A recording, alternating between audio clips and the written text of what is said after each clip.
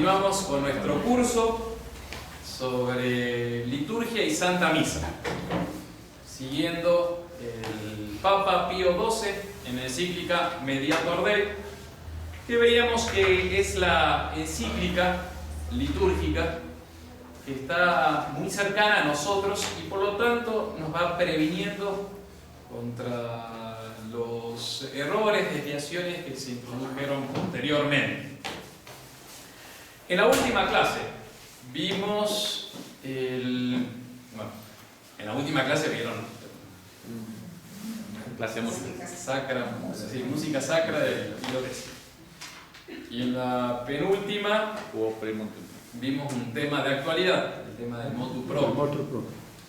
Y la última clase que versó sobre la encíclica fue sobre la naturaleza de la misa. ¿Cómo se puede definir la misa? ¿Cuál es el concepto? ¿Qué es la misa? Era la pregunta que Pío XII, en el lugar central de la encíclica, responde. ¿Qué es la misa? Gonzalo, ¿qué es la misa? Oración perfecta. La oración perfecta. Bien. ¿Cómo se puede definir la misa, Teresita? El sacrificio de Cristo en Bien, sacrificio de nuestro Señor incruento. Muy bien. Y bienvenido. Pueden pasar por acá. La misa entonces es la renovación de la muerte de nuestro Salvador, es decir, el Viernes Santo. Y es de manera incruenta, no es de la misma así como modalidad que fue el Viernes Santo, pero sirve como la aplicación concreta de los méritos de nuestro Señor. Sí, es la misa igual renovación del Calvario, por decir así. Voy a decir una primicia. Hemos traído el mitón del Padre Pío. En este tiempo, todavía no lo vamos a sacar, haciendo solamente algunos enfermos. No sé si aquí son devotos del Padre Pío. ¿Qué es un mitón, padre? Mitón es como un... el mitón, sí, había entendido el mitón. Perdón. Del Padre Pío es el sacerdote entonces de los estigmas. Y hay una foto, hay varias fotos del Padre Pío celebrando la misa. Y una que conmueve mucho porque es como que se queda con la hostia en sus manos, se queda mirándola así como transportado, cautivado por lo que está viendo ahí. Las misas del Padre Pío duraban a veces 3, 4 horas, así que no se quejen. Y era muy lento, y bueno, él sufría en su carne los sufrimientos de nuestro Señor.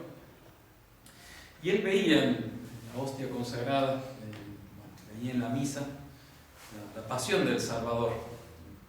Bueno, eso más o menos deberíamos nosotros ver en cada misa si tuviésemos la fe del Padre Pío. Es la muerte de nuestro Salvador. Increíble.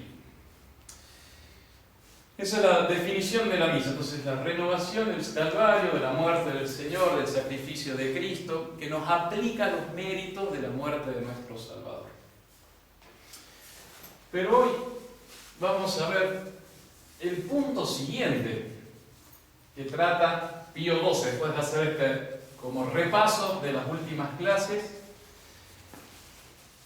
Hoy trata Pío XII, punto siguiente de la encíclica, la participación de los fieles. Participación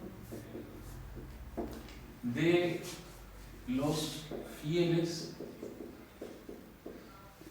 In oblazione sacrifici eucaristici, dice el texto latino.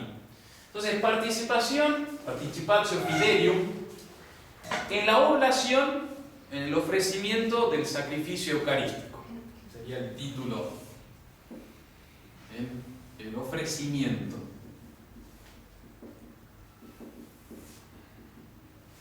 Del sacrificio. Es un tema crucial en nuestros tiempos. De hecho, el Papa Francisco, en el motu proprio que acompaña, la carta, perdón, que acompaña el motu proprio, dice, miren, yo voy a prohibir la misa tradicional. No lo dice así, lo dice más correctamente. Voy a prohibir porque el Concilio Vaticano II, que es del Espíritu Santo, no lo quiere. Quiere la plena, consciente y perfecta participación de los fieles en la misa. Lo dice explícitamente. Entonces nos metemos en un tema importante porque están prohibiendo, legalmente, si yo no sé cómo decir, la misa tradicional porque la misa nueva sería mejor para la participación de los fieles. Es muy actual el dato. Entonces, estamos a ver cuál es la participación de los fieles en la Santa Misa. Vamos a ver 3 puntos. El primero y el segundo, Gonzalo. Estoy en modo avión, padre. Tiene los ojos abiertos. El tercer punto, el tercero, era fácil, era muy fácil. Ya si no sabes, me fui. El primer punto va a ser el planteamiento del problema. A ver, ¿qué hay de cierto? ¿Los fieles participan o no en la misa? ¿Es doctrina tradicional o es doctrina nueva? Sería eso. Primer punto. Segundo punto, la participación de los fieles en un concepto nuevo, lo que va a justificar la misa nueva, por decir así. Bueno, la participación de los fieles entendidas modernamente, podríamos llamar que Pío XII habla del tema. Y el tercer punto va a ser la participación de los fieles como lo enseña Pío XII, lo quiere la Santa Iglesia. Primer punto, el planteamiento del problema. Después de haber dicho entonces todo lo que enseñó sobre la naturaleza de la misa, hace punto aparte, nuevo párrafo, comienza otro momento de la encíclica y dice: conviene pues, venerables hermanos. ¿A quién se refiere venerables hermanos, Sofía? A los obispos. Muy bien, a los obispos. Las encíclicas habitualmente eran escritas a los obispos. Entonces, conviene pues, venerables hermanos, que todos los fieles se den cuenta de que su principal deber y su mayor dignidad consiste en la participación del sacrificio eucarístico. Entonces, no tiene así como algo más wow, más importante, más espectacular que participar en la Santa Misa. Y eso no con un espíritu pasivo y negligente, paspando moscas. Todas las misas. O rezando el rosario.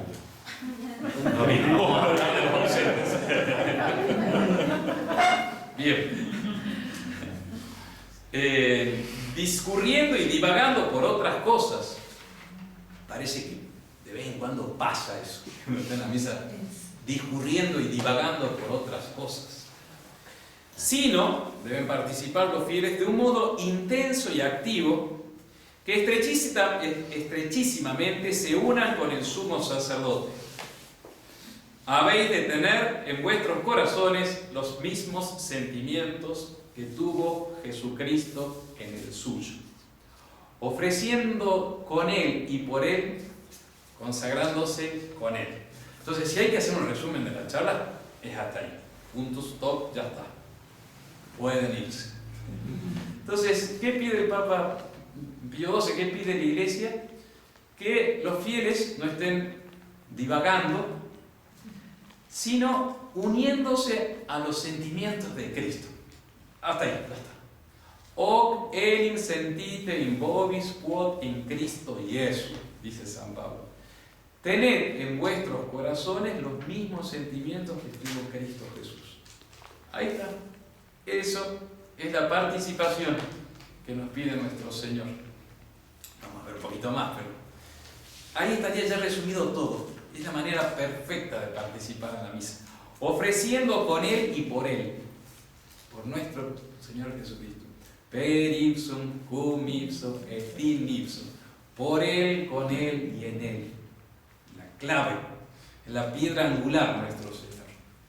Es la unión entre cielo y tierra. Entonces, por Él. Y ahí estaría la misa. Consagrándose con Él. Eso es introducción de Pío XII. Nosotros podríamos hacer algunas preguntas concretas. Gonzalo, despertate. Saca el modo avión, a ver, aprende. ¿Qué se puede hacer en la Santa Misa para participar, para tener esos mismos sentimientos que tuvo Cristo Jesús al ofrecerse? ¿Qué se puede hacer? ¿Qué se puede hacer y qué se puede decir? Porque, primero, que uno no sabe qué decir. Porque la liturgia es un código de preguntas y respuestas, por decir así. De hecho, se ve en la misma misa nueva, que ahora, bueno, ya la gente no va a misa. Y ha perdido un poco el sentido de qué hay que decir y qué hay que responder en la Santa Misa. No digo de los católicos que van a misa todos los domingos, que eso ya sabe más o menos qué responder, cuándo pararse y cuándo arrodillarse. ¿Se arrodilla en la misa nueva? Sí. En el momento de la consagración, pero se va perdiendo eso. O sea, ya la gente hasta tiene que ir justamente el que va como animando la celebración, tiene que ir diciendo respondamos todos, te lo pedimos, Señor. Y tiene que decirlo, si no la gente no sabe. Porque es verdad que hay ciertos códigos.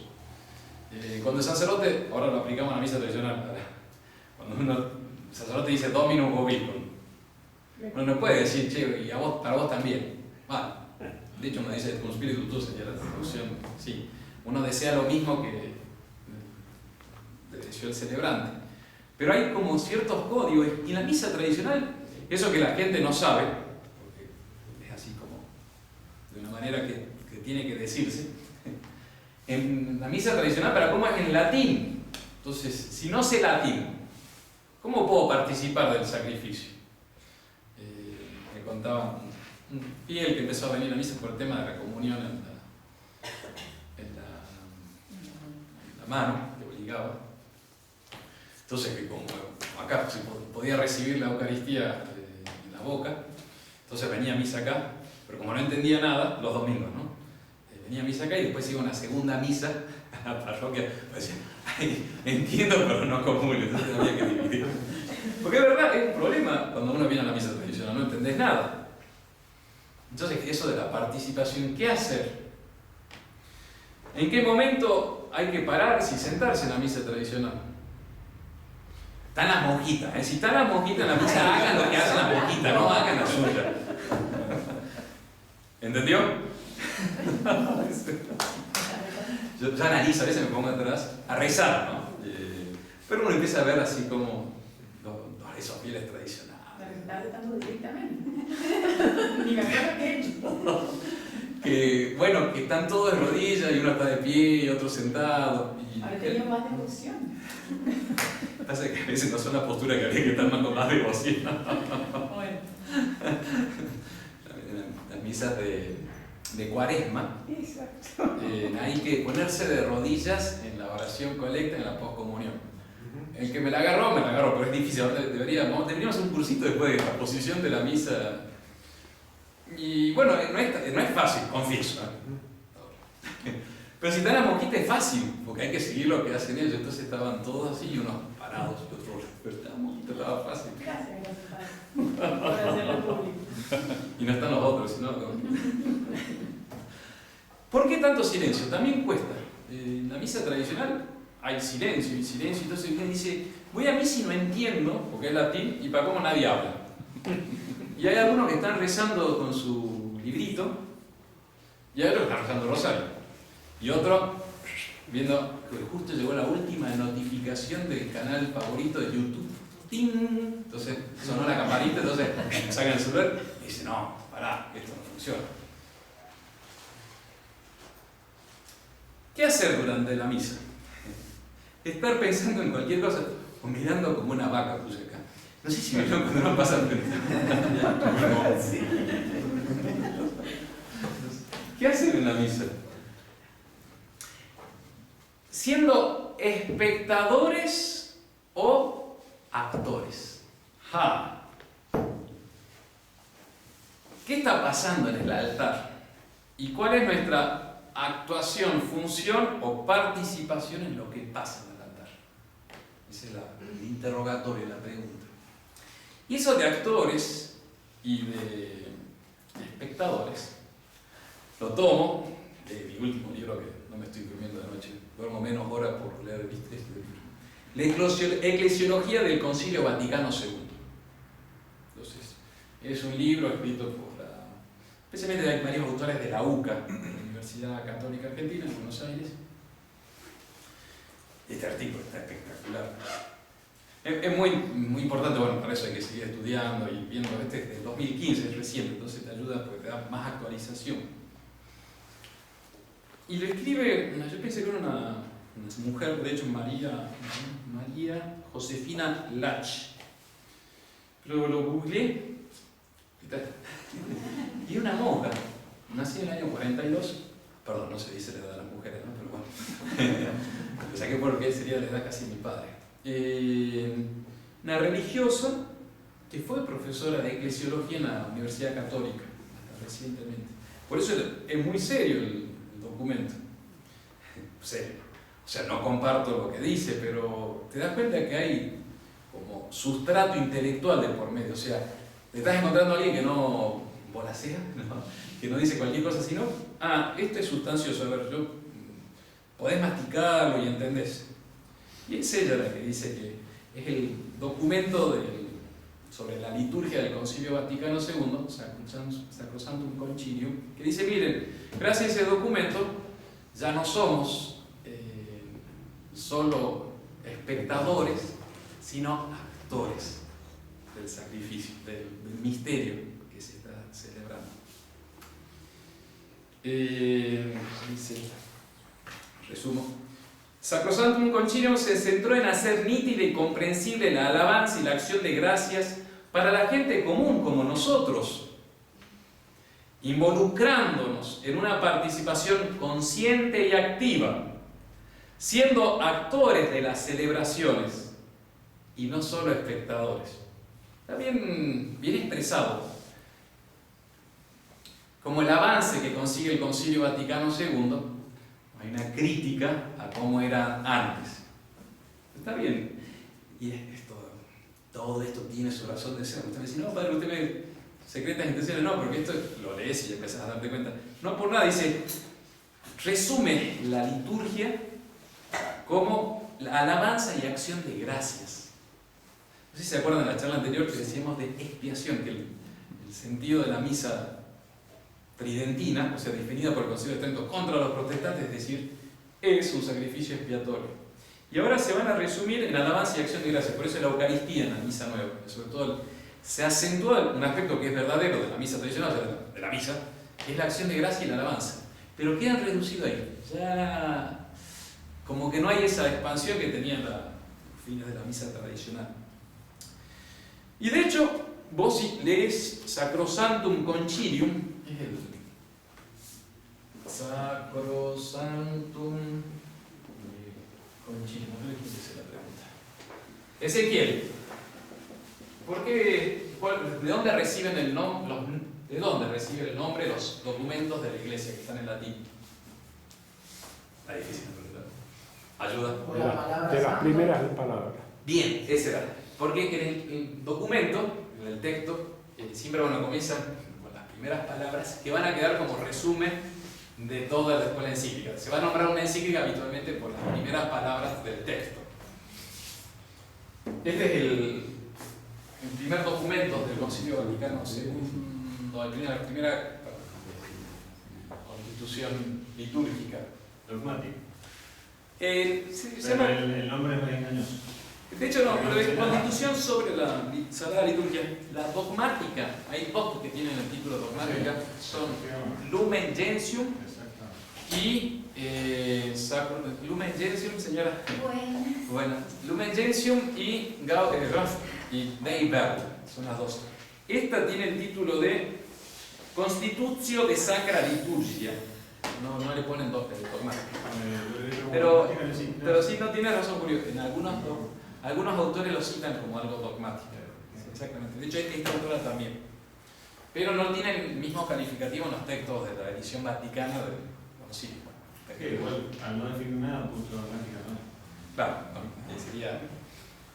Bueno, este es el documento que habla sobre la liturgia. Es el que cita el Papa Francisco en la carta, que dice, bueno, hay que participar activamente. Sobre la liturgia. Y en el número 14, dice, es el que cita la monjita, mucho desea la Madre Iglesia que se lleve a todos los fieles a aquella participación plena, consciente y activa en las celebraciones litúrgicas, a la cual tiene derecho y obligación el pueblo cristiano. Sí, derecho, sí. Todas estas cosas, no es como decir, acá está la herejía, porque el Concilio Vaticano II era un concilio donde había 2.500 obispos, hubo muchas discusiones, entonces no es que decía, acá está la... Pero vos te vas dando cuenta hacia dónde apunta la dirección, el espíritu del concilio que van a decir, el derecho. Tienen derecho a participar, vos no le podés negar. Lo va a decir después, muy disimuladamente, pero lo va diciendo después. Sigue diciendo el texto, al reformar la liturgia hay que tener muy en cuenta esta plena y activa participación de todo el pueblo. Pase, señor Gonzalo, a leer la epístola. Pero va por ahí un poco.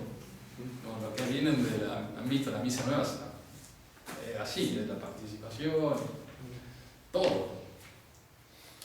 Bueno, y después en el texto de Sacrosanctum Concilium se cita más de 10 veces que hay que participar plenamente y activamente. Ese sería como el caballito de Troya que se usa actualmente, es decir, el fiel tiene el derecho a una participación activa. La expresión activa también está en Pío XII, es actuoso en latín.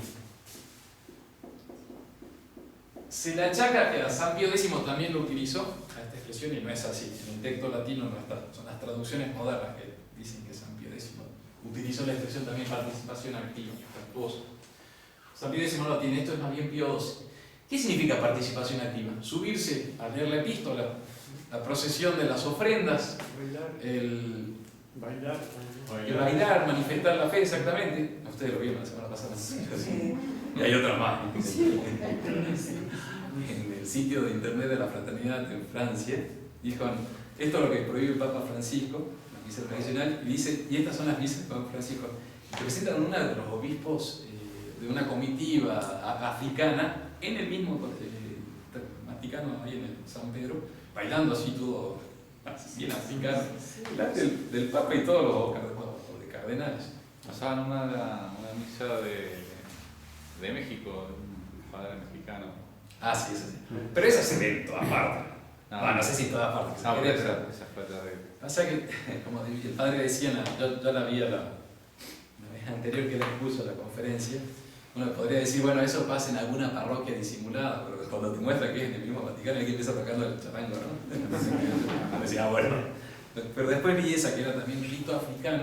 No es rito africano, pero bueno, con todos los símbolos de los africanos en el mismo San Pedro Vaticano. Lo que pasa del engaño en la carta es que dice para evitar excesos de un lado y del otro. Sí. ¿Cuál exceso de tradición puede haber? Lo dice ese. Pero ¿cuál exceso puede haber en la tradición? No sé, no, que manera que no. Claro, porque siempre se utiliza la misma frase para evitar excesos de un lado o del otro. Sí, tiene razón. Que arrodillarse y clavar la rodilla, incrustarla en el mármol, no sé cuál puede ser el exceso, cuando siempre en la misma misa cualquiera que uno esté y vea, no hay una posibilidad de exceso en la misa tradicional. Sí, es verdad que va, es que va contra, dice, esto va contra la unidad de la iglesia. Entonces que instrumentalizan el misal del año 62, pues eso sería, pero no comparto.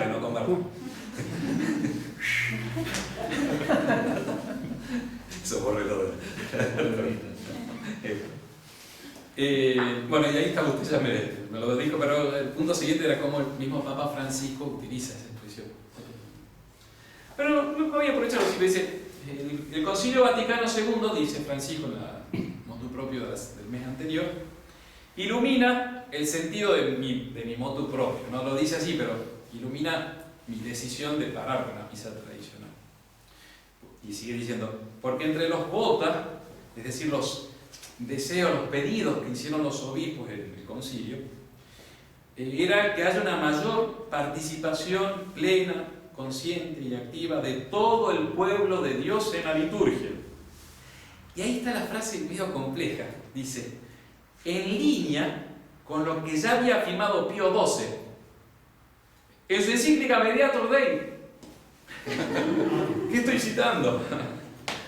Sobre la renovación de la liturgia.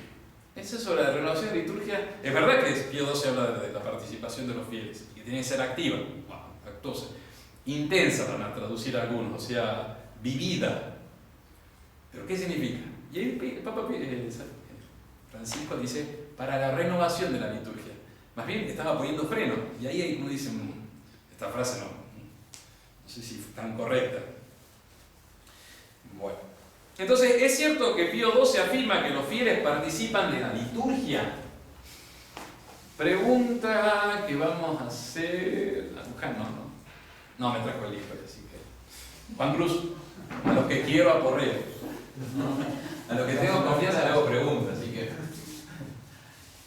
¿Es cierto que los fieles tienen participación de la misa? Ahora es doctrina tradicional, o sea, ¿qué pensás vos? Era el viejo. No, sí, participación, sí, no sé. Júrate. Un poquito. Sí, exactamente, sí, la respuesta es sí. ¿Entendida de que se van a subir al altar? No. Ahí está la... Y ahora vamos a afirmar justamente cómo es doctrina tradicional, o sea, es cierto, los fieles tienen que unirse al sacrificio de la misa. No pueden estar como, qué sé yo, distraídas y divagando, usando a Pío XII. Creo que ya lo dijo usted mismo cuando empezó, o sea, ¿Sí? la participación es uniéndose en el sentimiento. Sí, ahí estaba el resumen, por eso dije que si me moría ahí ya se pone a respirar. Muy bien, atento. Y así Pío XII dice, afirma y enseña con toda la tradición de la Iglesia que, cita, los fieles cristianos ofrecen la hostia divina. Ustedes ofrecen en la misa la hostia divina. Y cita a Inocencio III. Inocencio III es uno de los papas así como más criticados. No sé si criticado, pero es demasiado medieval Inocencio III. Gobierna la Iglesia, me acuerdo bien los años, sí me acuerdo del concilio de Letrán, año 1215, él está del 1210, creo, por ahí, hasta 1230, más o menos. Uno de los papas más enérgicos y donde la Iglesia Católica tuvo más influencia. Es la época donde realmente el Evangelio de Cristo, la Iglesia, había sido asumido por la sociedad, por la cristiandad. De hecho, la crítica moderna, no dentro de la Iglesia, sino fuera de la Iglesia, se habla de la Edad Media como la Edad Oscura, como Gamaliel, ¿era? De los pitufos. Sí. Con Mario, usted sí conoce. Gárgame. ¿Se acuerdan que estaban... Gárgame era así todo oscuro, en un castillo, era muy medieval. Así más o menos representa, se mofa de la ilustración de la Edad Media. Y es justamente la época del siglo XIII, es como la época de mayor esplendor del cristianismo. Bueno, es la época de Inocencio III. ¿Inocencio III qué dice? Para que vean que no es una invención de los modernistas, de la escuela de los modernistas, de la participación. Inocencio III decía: no solo ofrecen el sacrificio los sacerdotes, sino también todos los fieles. Pues lo que se realiza especialmente por el ministerio de los sacerdotes se obra universalmente por el deseo de los fieles. Entonces, es el sacerdote el que ejecuta, procede, opera, pero los fieles se unen en el corazón. Inocencio III, siglo III. Y después Pío XII cita a un santo, San Roberto Bellarmino, que es de la época de las controversias contra los protestantes. O sea, bien tridentino podríamos decir que es San Roberto Bellarmino. De hecho, en general en la escuela de los modernistas, no lo quieren a San Roberto Bellarmino, en ese sentido no lo citan mucho porque consideran que era demasiado polemista contra el protestantismo, entonces que dio palos muy aferrado a la controversia contra los protestantes. Pero el mismo San Roberto Bellarmino dice: el sacrificio se ofrece principalmente en la persona de Cristo. Así pues, la oblación que sigue inmediatamente a la consagración es como testimonio de que toda la Iglesia concuerda con la oblación hecha por Cristo y de la que ella ofrece con Él. Y ahí vamos a verlo más adelante rapidito, empiezo a adelantar. Es el sacerdote que inmola. La oblación que sigue inmediatamente a la consagración. ¿Quién hace la consagración? El sacerdote. Pero inmediatamente después es toda la Iglesia la que se ofrece con Cristo que está en el altar. Y Pío XII también en encíclica dice, mire, fíjense, en la misa hay muchos ritos y oraciones que significan que los fieles están unidos en el santo sacrificio. Un ejemplo claro es el orate fratres, omnipotente. Oye, ese es difícil, ¿no? Además como que te agarra así en curva que no estás preparado, estás ahí en silencio junto al cura. Orate fratres. Orad, hermanos, para que mi sacrificio y el vuestro sea aceptado. Entonces, es nuestro sacrificio. Pío XII da otro ejemplo también. Muchas oraciones de la liturgia, de la misa, son recitadas en plural. O sea, somos todos los que estamos ahí. También en el canon, Proquibus tibi oferimus velque tibi oferunt. Es la oración, ¿se acuerdan cuál es? La del canon. Es justo cuando reza el memento de los vivos. Bueno, hay una oración que dice: te pedimos por aquellos por los cuales ofrecemos este sacrificio o que ellos mismos te ofrecen. No, cuando empezáramos a oración por N y N, claro, en los N y N. ¿N? Los N y N. N, exactamente, el memento de los Cuando vivos. empezáramos a Lo sabía, pero quería ver si lo sabía también. Gonzalo. Estoy. Esta es la razón por la que había una canción de esas comunes en castellano que son tal. La de Recibo Dios, que no está, que en realidad no sería lo contrario, que no, el padre Cortesía dijo, esa canción no. Y creo que es por esto mismo que creo que en la letra estoy tratando de. Esa canción tiene doble melodía. Tiene como una. Sería la postura modernista de somos nosotros. Creo. No me acuerdo si fue solo. No. Recibo Dios del Padre. Por Eso esa sí, un sí. día o me quiso retar como usted, porque veo parece. Usted es retable.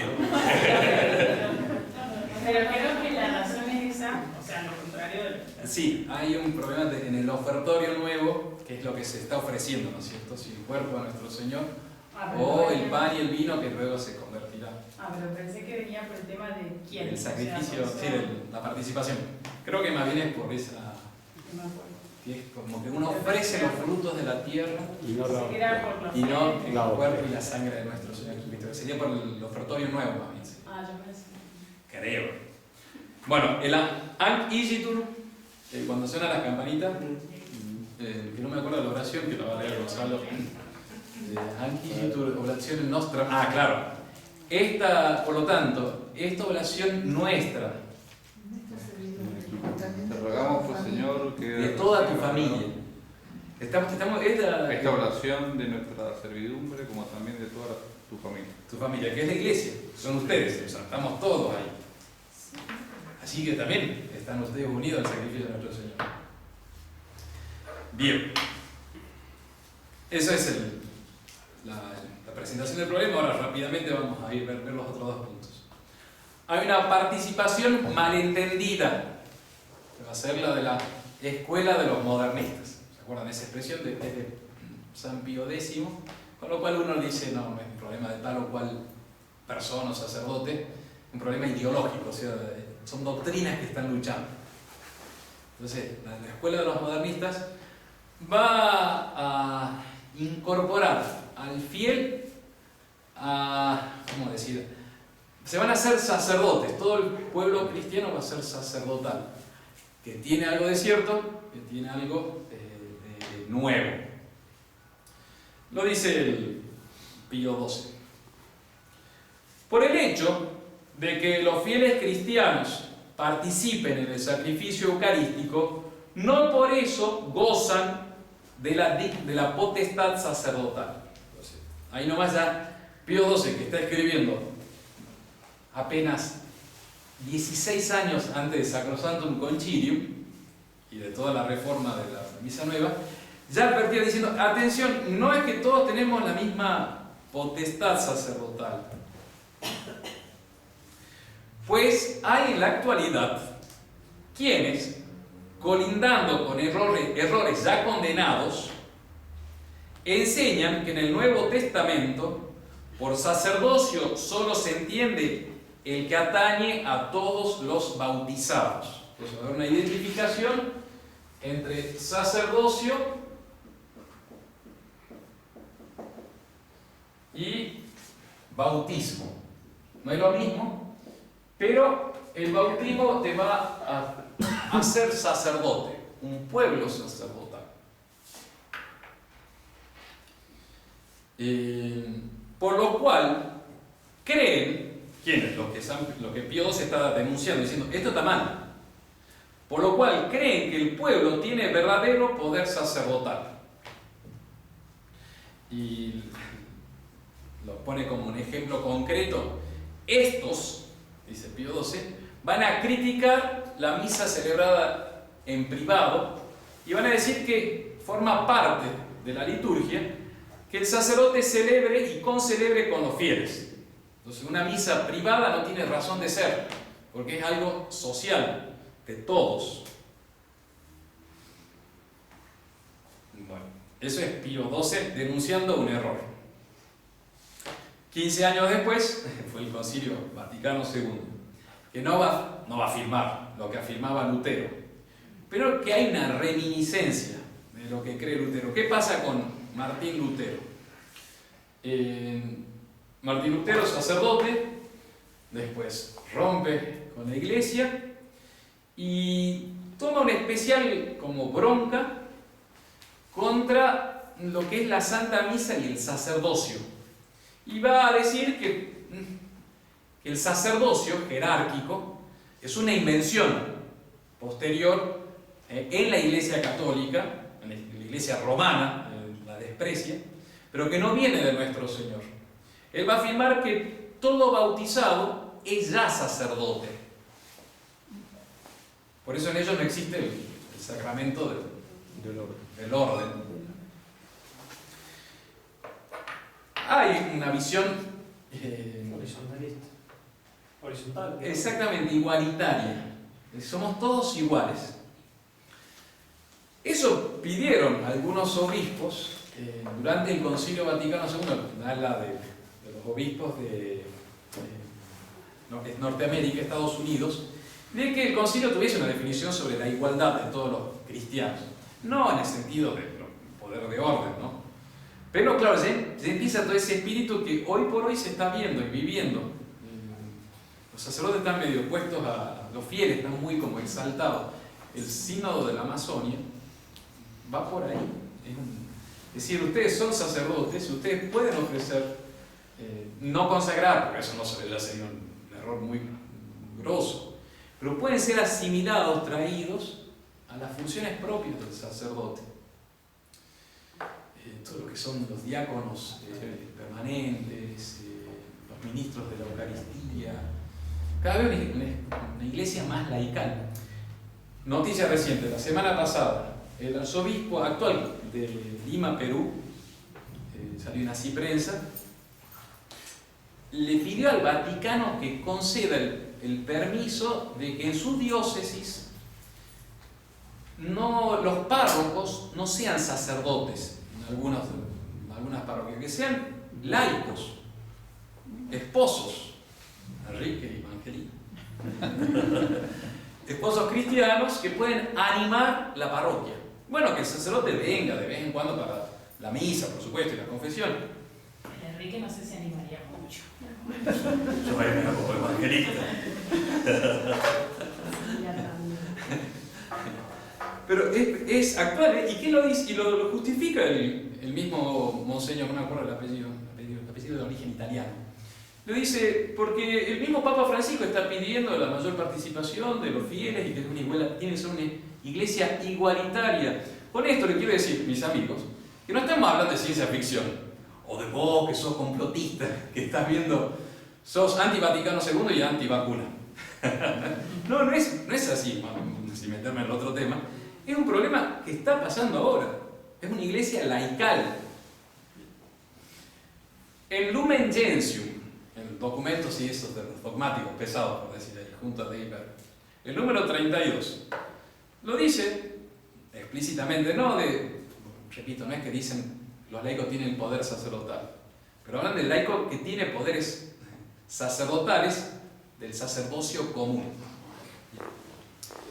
Dice Lumen Gentium, no existe desigualdad alguna ante Cristo y la Iglesia. El grito de la Revolución Francesa, égalité, está allá, no hay desigualdad. Y es verdad que delante de Dios somos todos hijos de Dios, ¿no es cierto? Pero va con esa carga ya ideológica de querer crear una iglesia igualitaria. Si bien hay jerarquía, yo lo resumo porque no lo niega, dice, se da una verdadera igualdad entre todos en lo referente a la dignidad y a la acción común.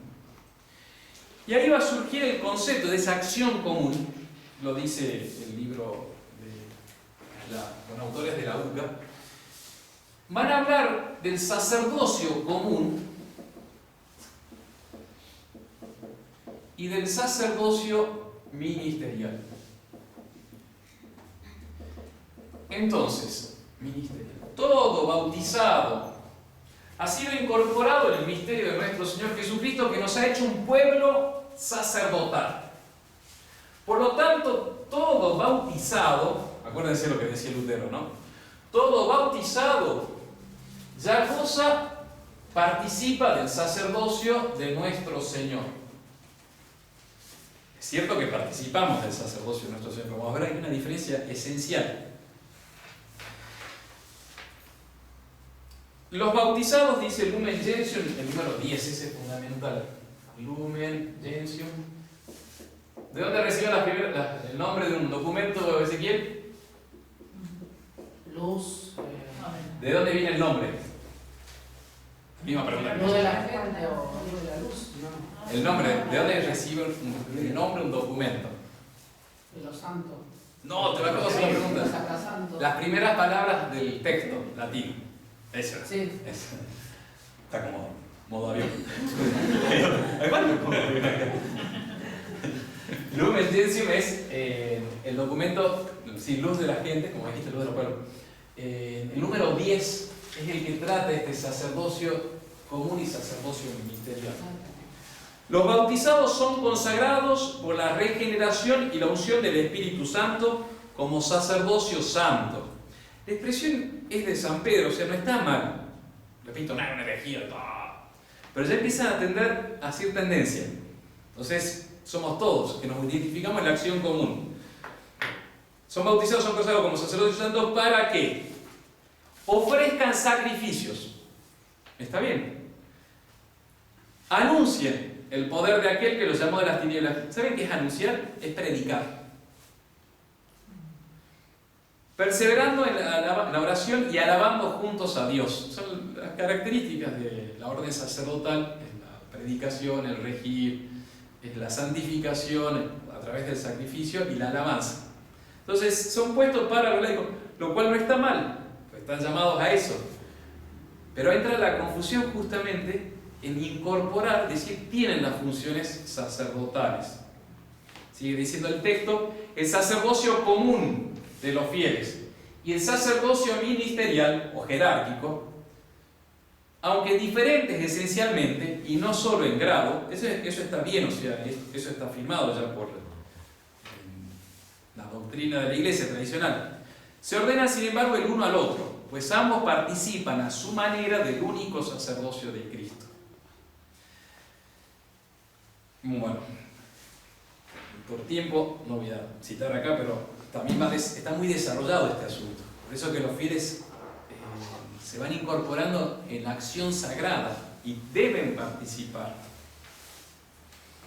Bueno, pasamos. ¿Qué dice la doctrina católica? La doctrina enseñada por Pío XII es, miren, el sacerdote es el mediador y el laico no. Sacerdote se define como mediador. De hecho, es una responsabilidad grandísima que tiene el sacerdote. Eso nos pesa a nosotros y es nuestra gloria, nuestra dicha, nuestra vocación. Tenemos que estar entre ustedes y Dios nuestro Señor. Por eso no podemos ser normales, no podemos vivir como los laicos. Nuestra función es de estar más cerca de nuestro Señor. Por eso que digo que es una responsabilidad gravísima. Por eso yo no voy a llamar la atención especialmente, porque es una responsabilidad mayor. Y por eso nuestra función es rezar por ustedes, santificarlos. Por eso estamos a su disposición. Eso se concretiza en todas nuestras funciones de Padre, necesitamos que venga a confesarnos. Y sí, estamos para eso, es nuestra gloria. Pero no los fieles. Dice Pío XII, el fiel no es mediador. ¿Mediador entre quién? Y aquí viene el concepto del Vaticano II, que va a considerar que el laico fiel es mediador entre Cristo y el mundo, que no es el mundo profano. Y el laico metido en el mundo santifica a través de su trabajo el mundo. Suena a Opus Dei. Pero es Lumen Gentium número 34. El laico consagra el mismo mundo. Entonces, tiene una función de ofrecer sacrificios a través de su trabajo. Está todo desarrollado en Lumen Gentium, el Gaudium et Spes en algunos números en especial. Yo no puedo detener. Dice Pío XII. El sacerdote se acerca al altar como ministro de Jesucristo. Es inferior a Cristo, sí, el sacerdote, claro. Pero es superior al pueblo. Es mediador, o sea, está en el medio. Cristo y pueblo, está en el medio. Eso también a los protestantes les pega acá porque ellos dicen solamente hay un solo mediador. Entonces ese concepto de sacerdotes y mediadores sería un atentado contra la revelación, dice el protestante, porque ellos se confiesan directamente con Dios, no hay mediadores. ¿Qué dice la doctrina católica? El sacerdote no es un mediador distinto de Cristo, si no, no existimos, realmente es una locura. Participa de Cristo, está metido en Cristo y en ese sentido es el mismo. Por eso el sacerdote es obra in persona Christi, en el nombre de Cristo, con el poder de Cristo, no con poder propio. Gracias a Dios para ustedes, si no salían muertos. Y después dice Pío XII, pero el pueblo, por el contrario, puesto que de ninguna manera representa la persona del divino Redentor, ni es reconciliador entre sí mismo y Dios, o sea, no es mediador entre sí y Dios, no.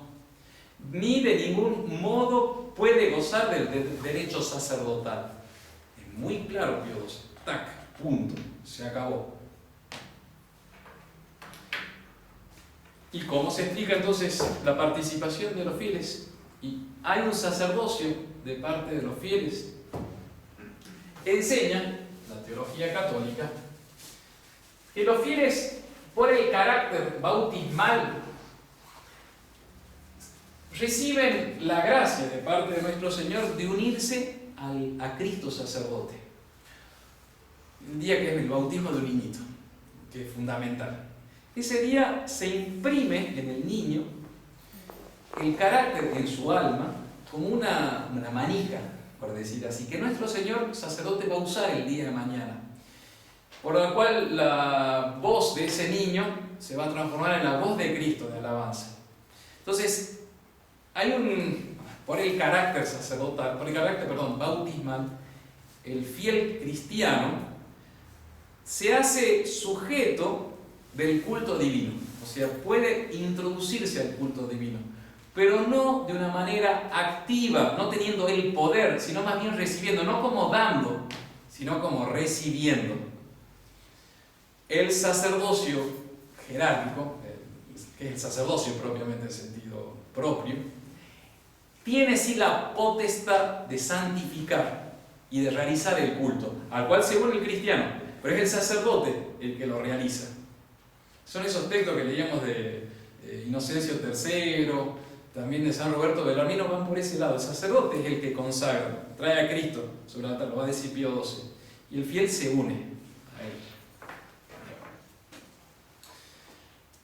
Se podría resumir toda esta doctrina en esta frase: el laico ofrece, pero no sacrifica, no inmola. La inmolación lo hace Cristo sacerdote, pero el fiel se une. Lo voy a explicar después Pío XII, que el laico es como que se une a las manos, a través de las manos del sacerdote, o junto al sacerdote que está ofreciendo.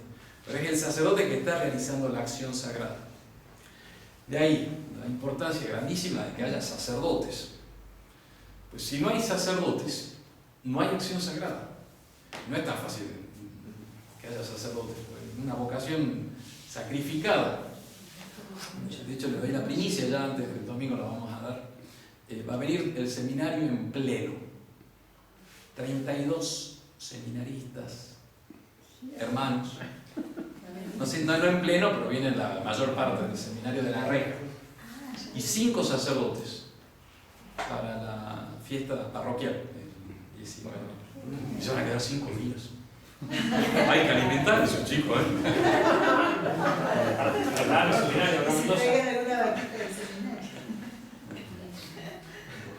Por lo menos 5 días lo van a tratar. Pero justamente por eso la importancia grandísima del.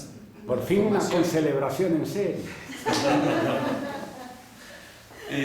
Fundamental y cuidar las almitas de los que están preparándose al sacerdocio, porque el día de mañana se van a santificar sus hijos, sus nietos. ¿Cómo se van a santificar? Bueno. El Pío XII termina diciendo, bueno, es la doctrina de Pío XII, que el fiel se une por las manos del sacerdote al sacrificio de Cristo. Pero después da algunos ejemplos concretos, Pío XII. ¿Cómo se puede unir el fiel? Respondiendo en la misa. Podríamos hacer un examen escrito a esos fieles que vienen a primera hora, Sofía. Si saben bien las respuestas de la misa. Por ahí, escritas no.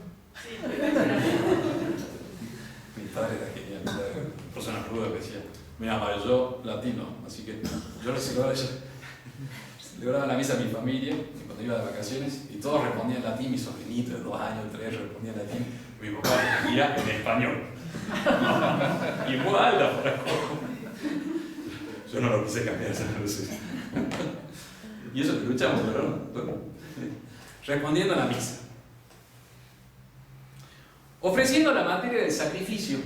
Son ejemplos que pone Pío XII, cómo se podría unir uno a la misa. Ofreciendo el pan, las hostias. Su hermana creo que ofrece las hostias. El vino, también recibimos el otro día una donación de vino hecho por el mismo feligrés, que es como acá, tiene que tener ciertas condiciones que hay que analizar, por supuesto, para usarlo en la misa. No me acuerdo qué santo rey, él mismo hacía las hostias y el vino que se celebraba en la misa. ¿Se acuerdan? Parece que era otro, era más tirando, sí, más hacia Rusia, por ahí. Dando limosnas. De hecho, el sentido del cepillo, no sé cómo se llama. La manga. El pancho. La manga. ¿Por qué se pasa en el ofertorio? Es porque cuesta dar plata, es un sacrificio. Pero es justamente para decir, de hecho es el sentido, por eso se da. Y a veces que a nosotros nos da un poco de vergüenza cuando dice una gregoriana, ay, padre, ¿cuánto se da por una gregoriana? No le voy a decir, no, bueno, ya me da vergüenza. Tengo el sueldo básico del gobierno, ¿viste? Sueldo mínimo, ¿cómo se dice? Bueno. ¿Y por qué está eso? Y porque el fiel tiene que unir su sacrificio, o sea, tiene que dolerle, por decir así. Otros ejemplos que pone San Pío XII, utilizando los misales, utilizándolos, sabiéndolos usar, trayéndolos. Ahora hay nuevos misalitos que pusimos atrás, pero no es para que jueguen los chicos, ¿no? Si no, no duran nada. Ya vienen los papás y se lo dejan al hijito ahí, y bueno, arreglate con esto, y empieza, claro, el chico afuera, ay, costó un montón hacerlo. Respondiendo a las oraciones, siguiendo las posturas de la misa. Yo también a veces que me pongo a hacer el bien atrás y bueno, estoy rezando más bien, no estoy. Pero cuando está, por ejemplo, en el seminario, uno tiene que seguir todo y es una manera de seguir el sacrificio de la misa.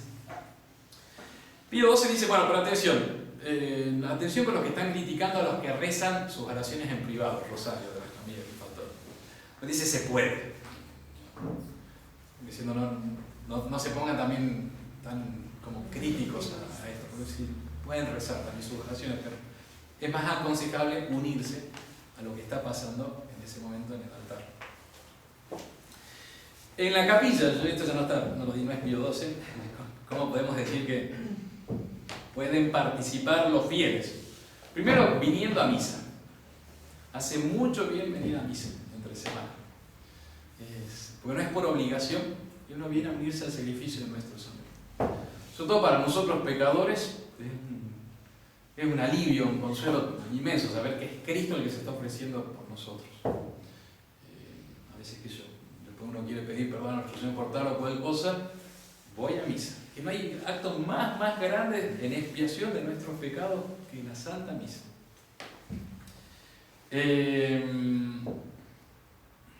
Acolitando la misa también. Es una dignidad inmensa. Y en ese sentido, vos dijiste, sí, puede participar un poquito. ¿Sí? Acolitar la misa es un poco más que un poquito. Ya estás muy cerca. También, de hecho, sorprende las primeras veces que uno es ceremoniero, está cerca de ese misterio tan grande, te quedas un poco. Yo me acuerdo en el seminario cuando fui ceremoniero, lo tenés ahí nuestro Señor. Participando del coro. Una manera de unirse, esa participación de la misa que pide la iglesia. Viniendo a los ensayos, ¿no? Participando de las flores. Yo estoy haciendo usted como que estoy promocionando, ¿no? Pero más bien estoy explicando el sentido tan profundo de esas cositas. En las flores, acá hay cuántas floritas, hay una nada más. Y otra más. Y es espectacular, imagínense, prepararon una flor para que muera en el altar. De hecho, en México se acostumbraba a poner para la semana de Navidad ¿cómo se llama? Es la flor federal, pero allá se llama. No, estas rojitas así, tiene un nombre que se me fue el nombre, pero eran chiquititas, muy chiquititas, muy rojas.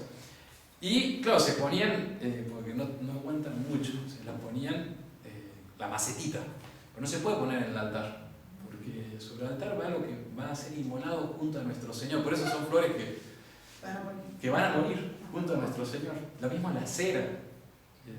Las velas se ofrecen holocausto para nuestro Señor. El incienso también se evapora por nuestro Señor. Está todo ese significado de participar. Bueno, las flores. La limpieza de la iglesia. También hay un grupito. Todo esto lo siguen las monjitas, ¿no? ¿No es poinsettia? ¿Cómo? ¿Poinsettia? ¿La flor que usted quería decir? No me suena. La de México, ¿no? Sí. La limpieza de la iglesia, otra manera de participar. Y los lienzos son los manteles del altar, corporales, purificadores, protegios. Sobre todo los purificadores se tienen que primero pasar por 3 lavados que hace solamente el sacerdote en la misa tradicional, ¿no? Y lo enjuaga por las dudas que hay alguna partícula de hostia, se lo pasa por agua, otro, Y la huella a una bolseta. y exactamente esa agua va a tierra. Y después las monjitas se lo dan a algunas señoras que tienen que planchar. Entonces es todo un arte de planchar, para planchar los lienzos del altar. Y terminamos con lo que decía, como comenzamos, que dicen que eran mejores cuando hay algo circular. Y es lo que dice Pío XII, hay que tener los sentimientos de Cristo, es muy bonito.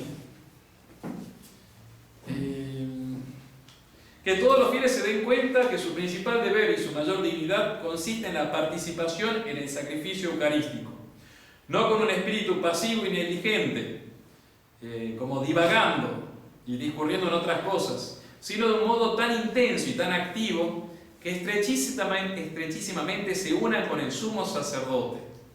Según lo del apóstol, debéis tener en vuestros corazones los mismos sentimientos que tuvo Jesucristo. ¿Y cuáles son esos sentimientos? Nuestro Señor se ofrece al Eterno Padre. Y uno debe tener también ese sentimiento de ofrecer a Dios, la víctima inmaculada. No ofrecemos el pan y el vino, pues no tendría ningún valor. Ofrecemos la humanidad de nuestro Salvador. ¡Wow! Lo ofreces. Y ofreciéndose a sí mismo también. Ofreciéndose a sí mismo. ¿Y cómo se puede ofrecer uno a sí mismo? Viviendo cristianamente, el deber de Estado, portándose bien, intentando vivir virtuosamente, luchando contra el pecado. Eso es unirse al sacrificio de nuestro Señor, ofrecerse como víctima. Cuesta, cuesta un montón, pero es lo que podemos unirnos nosotros. Dice acá, imiten su humildad y eleven a la suma majestad de Dios la adoración, el honor, la alabanza y la acción de gracias. Exige que de alguna manera adopten la condición de víctima. Víctima es la hostia, ¿no es cierto? Lo que se inmola, se mata en el altar. La flor, el incienso, la cera. Así deberíamos ser nosotros ahí. El aceite que se consume en la lámpara. Sean víctimas entonces. Abnegándose a sí mismos según los preceptos del Evangelio. Claro, para ser buenito cuesta a veces, ¿no? A veces la naturaleza caída nos lleva hacia lo malo. Mortificarse para unirse a Cristo, hacer de Cristo víctima. Uniendo penitencia, mortificación, detestando y expiando cada uno de sus propios pecados. De tal manera que exige que nos ofrezcamos a la muerte mística en la cruz juntamente con Jesucristo. Hay algunas almitas que se ofrecen así: Señor, me ofrezco como víctima junto a vos. No lo hagas, sino más lo que he escuchado, y que Diosito a veces sí te acepta el ofrecimiento. ¿Pero es metafórico o es literal? Algunas se dicen como que se quieren ofrecer junto a nuestro Señor Eucaristía y se ofrecen a sufrir como víctima. Y a veces no pasa nada. A veces sí. Y a veces sí. Entonces mejor es Depende de la voluntad de Dios. Depende de la voluntad de Dios y la disposición del alma, ¿no? Pero yo creo que si uno se ofrece, así que primero arreglar algunas cositas. Perdón, ¿tiene que ver con la mortificación eso? ¿Perdón? Ofrecerse como víctima. Tiene que ver con la mortificación del cuerpo. Sí, también va así. Lo que se flagelan así, ¿o no? Sí, también sería eso. Hay un sacerdote que lo queríamos mucho, era un padre benedictino brasilero, compañero nuestro del seminario, Don Anjo. Después fue prior de la fundación de benedictinos en Francia y falleció a los 40 años, pero se ofreció por la iglesia, o sea, por la iglesia romana, se ofreció como víctima y a los 2 años murió. Agarró un cáncer. Cuentan todo diciendo, a partir de ahí ya somos más prudentes, nos gustaría, pero Señor. Pero hay varios testimonios así, hay que tener cuidado. Pero eso ya es como bueno, se ofrecen junto a Cristo, es increíble. Lo del Padre Pío puede ser también así. ¿Sí? Santa Gema. Santa Gema. Bien, vamos a rezar y me quedo a su disposición para preguntas.